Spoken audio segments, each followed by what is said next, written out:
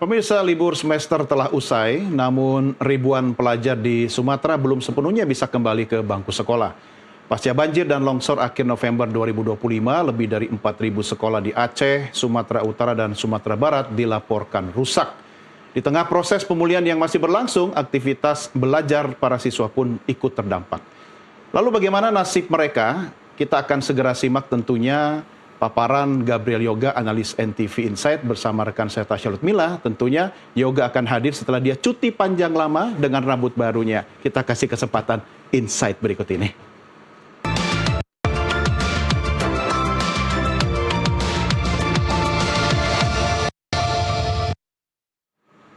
Ya pemirsa, jumpa lagi di NTV Insight awal tahun, masih bersama dengan Gabriel Yoga yang kalau kata Doni De Keizer tadi baru potong rambut. Halo, apa kabar Mas Yoga? Halo, baik. Baik ya, tahun baru tapi kita membahas tentang bagaimana proses belajar mengajar di daerah-daerah pasca bencana ya Mas? Betul, terutama di Aceh, Sumatera Barat, dan Sumatera Utara. Kan seperti kita ketahui bahwa ini sudah musim belajar lagi ya, semester baru dimulai. Sebagian besar pelajar di Indonesia itu sudah mulai sekolah lagi tanggal 5 Januari kemarin. Iya. Gitu, dan ada sebagian yang mungkin mulai belajar lagi mulai pekan ini dan sampai pekan depan. Tapi khusus untuk adik-adik di daerah kemarin yang tertimpa bencana banjir dan longsor, itu sudah mulai belajar juga tapi baru sebagian. Baru sebagian. Nah kita lihat berapa banyak sebenarnya yang kemudian masih belum bisa belajar karena kondisi sekolahnya memang tidak memungkinkan untuk memulai proses belajar mengajar. Bencana yang terjadi 26 November kemarin ya, itu berarti sudah sekitar 40 hari berlalu sejak bencana itu. Yang terdampak bencana itu ada lebih dari 276.000 murid dan 25.000 guru. Nah itu ini di tiga provinsi berarti tiga provinsi ya, betul. Ada di Aceh, kemudian Sumatera Utara, lalu di Sumatera Barat gitu ya. Masing-masing kalau dilihat dari sekolahnya, kita lihat Aceh paling banyak ya. Oke. Paling besar ya? Lebih dari 2.700 sekolah atau satuan pendidikan itu rusak, tapi perbaikan terus berjalan dan sudah 90% beroperasi.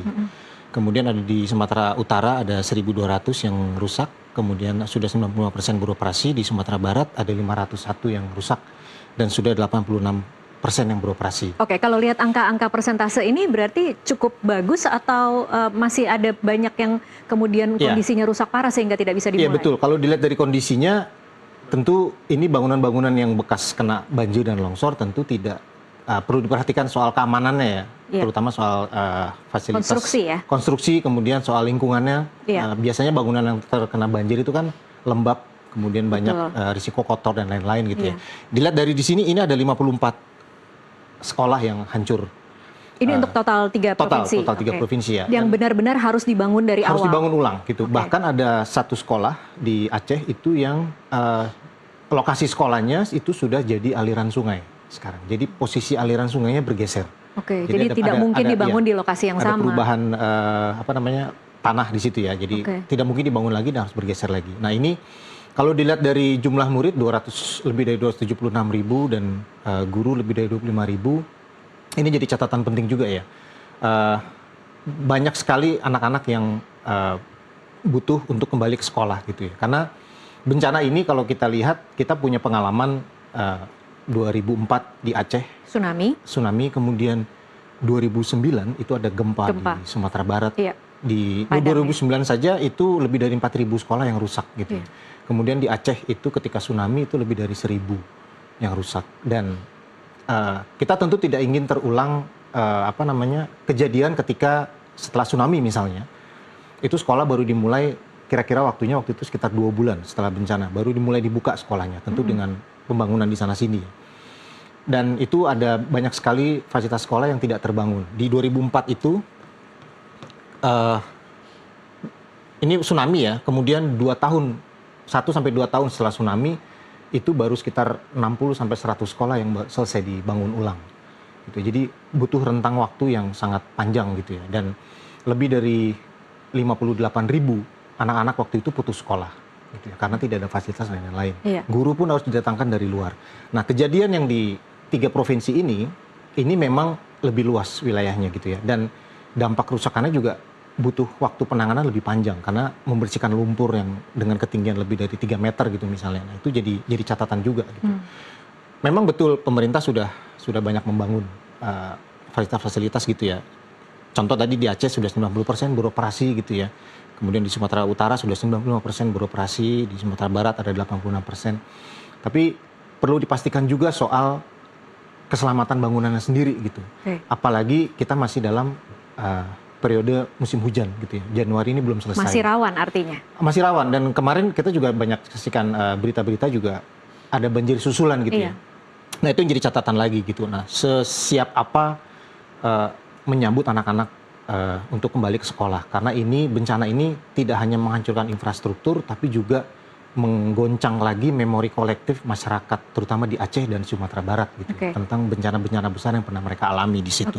Ini data-data ini kan mendata tentang infrastruktur yang beroperasi ya Mas Yoga. Belum tentu kemudian anak-anaknya kembali kan ke sekolah. Itu catatan penting lainnya. Jadi bencana ini kan jelas merusak, mengganggu aktivitas belajar. Nah, anak-anak itu bisa jadi mereka kembali ke sekolah, tapi ketika keluar dari sekolah, mereka harus menghadapi realita lagi bahwa tadi rumahnya tidak ada. Rumahnya masih berantakan, rumahnya sudah hilang, rusak segala macam, keluarganya tercerai-berai gitu. Nah ini saya sebetulnya ingin juga memberikan masukan gitu ya, bahwa butuh sekali pendampingan psikologi baik bagi para siswa maupun keluarganya gitu.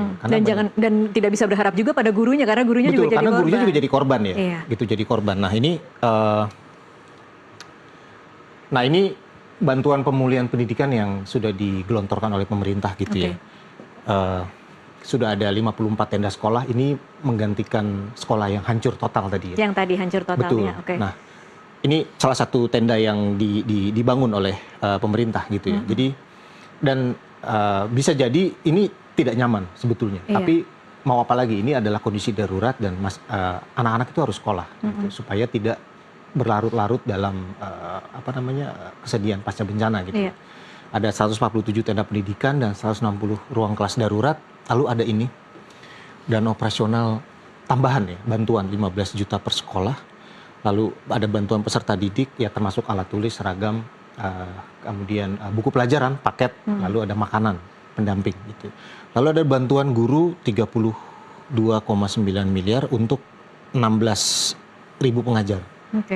Kalau tadi di depan guru yang terdampak lebih dari 25.000, tentu tidak cukup. Kita berharap bantuan ini ditambah gitu ya, karena nilainya mungkin secara gelondongan terlihat besar gitu ya, 32,9 miliar, tapi ketika dibagi per masing-masing itu sekitar 1,9 juta per orang. Per orang. Ini diterima cash berarti ya? Dan ini kabarnya ditransfer ke rekening masing-masing gitu ya, informasi yang diterima. Nah ini tentu saja ini namanya bantuan ya, tapi paling tidak kita perlu pastikan lagi jaminannya juga ada di situ. Guru-guru itu bisa memperbaiki rumah-rumahnya, tapi juga bisa membantu anak-anak untuk belajar lagi di sekolah, meskipun kondisinya darurat. Ini hanya satu kali pemberian ya, Mas Yoga, bukan berarti ini bulanan ya? Iya, ini baru angka pertama yang keluar ya, informasi yang di situ ya. Dan harapannya sih kalau bisa bantuan-bantuan seperti ini terus diberikan lah, karena pemerintah kan sudah menyebutkan siap menyediakan dana gitu ya. Mandiri, kita mampu lah katakanlah gitu. Ada bahkan dana kemarin ada angka 60 triliun ya kalau tidak salah tasnya. 60 triliun untuk merehabilitasi, rekonstruksi untuk bencana-bencana di sini. Gitu, Tas. Baik. Nah, satu lagi yang ingin saya tunjukkan juga. Nah, ini mungkin bisa jadi catatan untuk masyarakat ya. Ini janji ya? Janji lah ya.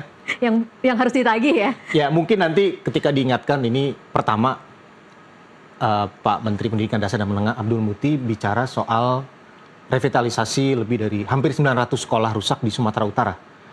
Dan dia menjanjikan semuanya selesai 100% pada akhir Januari 2026. Nah, artinya tinggal 3 minggu lagi nih. Harapannya sih ini bisa terpenuhi gitu ya. Anak-anak bisa kembali ke sekolah dengan tenang, dan orang tua di rumah pun juga bisa tenang juga melepas anaknya sekolah gitu, karena mereka juga harus memperbaiki rumahnya sendiri. Yang kedua adalah wakilnya. Ini sehari setelahnya. Ini mengenai sekolah-sekolah yang rusak total, jadi tidak bisa diperbaiki sebagian gitu ya. Diprioritaskan untuk program revitalisasi di tahun ini. Gitu ya. Nah, tapi belajar dari Aceh dan kemudian di Sumatera Barat gitu ya. Aceh yang harus butuh waktu panjang untuk membangun sekolah, jumlah sekolah yang rusak waktu itu lebih dari 1.000 ya, yang Iya. hancur totalnya. Kemudian, tapi itu pun anak-anak yang putus sekolah juga banyak, lebih dari 58.000. Nah, di sini kita paling tidak butuh jaminan dari pemerintah ya, bahwa anak-anak ini bisa kembali ke sekolah dengan baik. Gitu. Belajar di tenda darurat itu pun ya karena terpaksa ya, tapi tentu saja tidak nyaman bagi anak-anak gitu. Apalagi ini baru mulai sekolah dan ada sebagian yang tertinggal pelajarannya karena bencananya kan terjadi ketika di akhir semester yang lalu. Iya, gitu. betul. Nah, itu yang perlu jadi catatan juga sih. Oke. Nah. Ini sebenarnya kan kalau yang kita saksikan ini data-data ya Mas Yoga, data-data dari pemerintah, kemudian angka-angka yang menumbuhkan harapan lah. Yeah. Tapi kondisi realnya sebenarnya seperti apa di sana? Ya kalau kondisi real kan tentu, tadi Tasya juga sempat tanya bagaimana dengan kondisi rumah masing-masing gitu ya. Apakah di sekolah, ya di sekolah bisa jadi aman gitu ya. Tapi pengalaman gitu ya, kita saja bekerja gitu ketika ada kondisi sesuatu di rumah tentu tidak tenang bekerja gitu ya. Apalagi Betul. anak-anak yang mereka harus berangkat sekolah, meninggalkan keluarganya gitu. Sementara di sisi lain mereka bisa sebetulnya ingin sekali membantu orang tuanya misalnya memperbaiki rumah. Iya. Gitu. Dan jangan lupa ya, bahwa di bencana di 3 provinsi ini, itu ada pengungsi lebih dari 240.000 pengungsi. Artinya anak-anak itu ketika sekolah ya di pengungsian. Gitu. Dan mereka menghadapi beban gandanya di situ. Iya. Gitu. Belum lagi soal ketersediaan bahan makanan. Gitu ya. Nah itu yang jadi persoalan besar di sini gitu. Oke, jadi PR-nya banyak sekali ya, karena bukan hanya dari sisi Betul. fisik bangunan Betul. dan ketersediaan guru yang kemudian bisa dan siap mengajar, Betul. tetapi bagaimana kualitas proses belajar mengajar itu Iya. di tengah memang kondisinya memang masih dilanda bencana begitu. Betul. Dan ini tadi saya bilang bencana ini mengingatkan, menggoyang lagi memori kolektif masyarakat di Aceh dan di Sumatera Barat tentang 2 bencana besar yang mereka alami gitu. Dan ini juga sebetulnya jadi catatan bagi seluruh wilayah Indonesia bahwa kita ini ada di daerah bencana gitu. Iya. Dan pendidikan itu adalah hal yang penting supaya kita bisa bangkit keluar dari masalah di bencana gitu. Nah ini Iya. saya ingin tunjukkan. Oke. Ini infrastruktur, kalau kita bisa pulihkan infrastruktur ini, ya kita anak-anak itu harapannya belajar lebih nyaman gitu ya. Ada lebih dari 175.000 rumah masyarakat yang rusak gitu ya. 30% itu rusak berat tuh. Oke. Artinya ya sudah mustahil lah ditinggali, harus dibangun ulang segala macam gitu ya. Kemudian ada jembatan yang rusak dan putus, dan ini sudah dibangun ya. 32 jembatan darurat dibangun oleh TNI. Gitu. Ini masih darurat ya berarti? Masih darurat jadi ya. harus tetap Kemarin juga dibangun sempat lagi. ramai masalah yang ada kasus kerusakan jembatan Bele yang Iya. sekrupnya diduga dicuri atau segala macam, kemudian dibantah oleh masyarakat setempat gitu ya. Nah ini harus segera diputuskan karena ini adalah penghubung mobilitas orang-orang di sana gitu ya. Kemudian ada ruang kelas yang rusak 6.400, dan ini ada rombongan belajar. Rombongan belajar tuh jumlah yang belajar di satu kelas itu ya. Rombongan oke. belajar gitu ya. Nah ini tadi Rombongan ada. belajar ini kondisinya 22.000. Nah ini kan belum tentu semuanya kembali ke sekolah. Oke. Kan, gitu. Bagaimana dengan tempat-tempat yang tadi memang sulit sekali gitu ya. Bahkan mereka tidak bisa untuk keluar dari daerahnya karena harus membersihkan tempat tinggal masing-masing. Ini jadi catatan bahwa kalau nanti dibangun, misalnya sekolahnya dibangun, itu mungkin kita bisa, kan sudah banyak ada negara-negara lain yang juga rawan bencana, Jepang misalnya. Iya. Kita bisa belajar dari Jepang. 30 tahun yang lalu ketika ada gempa Kobe, itu setelah gempa yang menghancurkan Kobe dan sekitarnya di Jepang, itu jadi pelajaran penting untuk Jepang, dan mereka sejak saat itu dalam tempo 30 tahun mereka sudah memperbaiki lebih dari 80% sekolahnya jadi bangunan yang tahan gempa. Kemudian ada lagi gempa 2011 gitu ya. Nah, itu jadi pelajaran penting juga untuk Jepang gitu. Nah, kita juga sebetulnya sudah punya contoh. Momen-momen pelajaran yang seharusnya Sudah punya kemudian contoh jadi gitu ya. perbaikan ya. 2020 Iya. Kementerian PUPR itu sudah membangun sekolah dengan teknologi pracetak gitu ya. Jadi sekolahnya dibangun tahan gempa dan lebih cepat, lebih efisien dan lebih aman gitu ya. 2020 kemudian terjadi gempa Cianjur 2022 dan bangunan itu terbukti kuat. Nah, itu sebetulnya bisa dicontoh. Iya. Gitu. Itu bisa dicontoh, dan tapi sekali lagi tentu butuh pengawasan yang ketat terutama dari masyarakat karena kita belajar lagi dari pengalaman. Tasya tentu tahu beberapa waktu yang lalu banyak sekali sekolah-sekolah yang roboh gitu ya karena kualitas material, pengerjaannya dikorupsi gitu ya, tanpa sedikit sekali pengawasan gitu ya. Kemudian bahan bangunannya juga tidak tepat gitu. Nah itu yang jadi catatan lagi. Gitu. Oke. Ini harus diperbaiki sih sebetulnya. Oke, kalau kemudian kita hanya mengacu pada yang kondisinya rusak berat nih Mas Yoga, ada 30% rumah, kemudian kalau untuk sekolah tadi 54 ya yang rusak Iya parah betul, ya? 54. Itu realistisnya sebenarnya bisa dibangun kembali dalam berapa lama? Iya kan kalau kita ambil rata-rata gitu ya, tadi di Medan misalnya sudah ada revitalisasi untuk hampir 900 sekolah dengan dana sekitar berapa, 890 miliar gitu ya. Artinya satu sekolah dapat hampir 1 miliar gitu ya. Nah itu tentu tidak cukup ya. Artinya satu bangunan misalnya harus butuh waktu misalnya 3-6 bulan untuk 3-6 bulan, gitu itu realistis ya. Jadi kemudian kalau berharap dalam 1 bulan di Januari semua akan pulih itu. Tapi tentu saja itu perbaikannya kan bervariasi ya. Ada yang memang hanya membersihkan.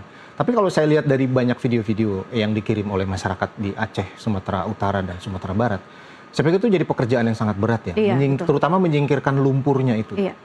Ketika sudah jadi lumpur, sudah mengendap dan banyak sekali karkas sisa bangkai hewan ataupun mungkin ada jenazah yang masih tertimbun di situ, itu kan jadi catatan lagi gitu ya. Iya, jangan dikira ketika bangunannya masih utuh hanya tinggal dibersihkan itu pekerjaan yang mudah ya. Mungkin saja sama beratnya dengan membangun kembali dari nol. Ya. Makanya itu butuh kolaborasi lah. Orang mau bantu ya sudah, kita terima saja, kita buka. Jangan ditutup-tutupi lagi, dan itu jadi catatan penting ketika Pak Presiden Prabowo Subianto pada akhirnya ya sudah, kalau ada orang mau bantu silakan. Jangan malah jadi resisten gitu loh, seolah-olah kita mampu gitu. Jangan menutup diri seolah-olah kita gengsi untuk menerima bantuan. Betul. Baik, ada slide selanjutnya. Ini yang terakhir. Terima kasih Mas Yoga untuk pemaparannya di NTV Insight hari ini, dan pemirsa kami kembalikan ke Doni De Keizer.